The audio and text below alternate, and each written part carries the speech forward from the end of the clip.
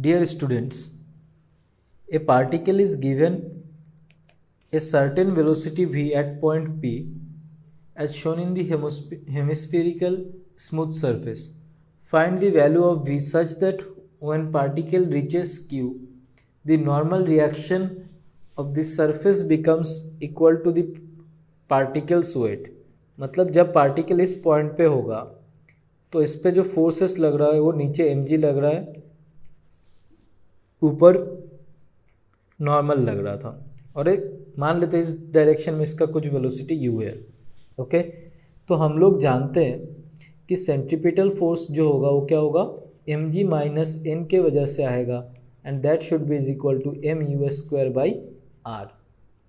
और हमें क्वेश्चन में दिया हुआ है कि normal reaction of the surface becomes equal to the particles weight, मतलब mg is equal to normal और mg minus n is equal to 0.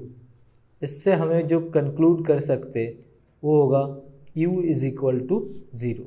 मतलब फाइनली जब पार्टिकल q पोजीशन पे होगा उस टाइम पे इसके पास कोई वेलोसिटी नहीं है. अब अगर हम लोग वर्क एनर्जी थ्योरम लगा दे तो हम लोग बोल सकते हैं कि जो वर्क डन हुआ है वो सिर्फ ग्रेविटेशनल फोर्स के वजह से हुआ है.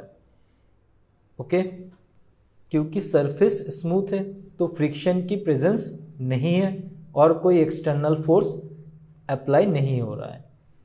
तो जो वर्क डन बाय ग्रेविटेशन है वो कितना होगा, mg r into 1 minus cos 60 degree.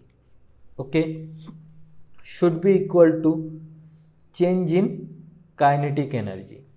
ये जो वर्क डन बाय ग्रेविटेशन है ये नेगेटिव में है क्योंकि पार्टिकल ऊपर गया है और फोर्स नीचे लग रहा था. Should be is equal to change in kinetic energy.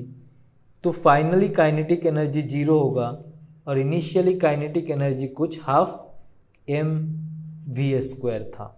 Okay, तो माइनस माइनस कैंसिल आउट हो जाएगा, m कैंसिल आउट हो जाएगा. So v² would be is equal to 2gr into 1 minus cos 60 degree. Okay, तो cos 60 डिग्री का value half होता है, तो हम लोग वैल्यूज पुट करते हैं. हाफ 2 इंटू जी का वैल्यू 10, आर का वैल्यू 1.6 इंटू हाफ. तो इससे हमें v² इज इक्वल टू मिल जा रहा है 16 और v should be is equal to 4 meter per second. Okay, so our answer is 4 meter per second.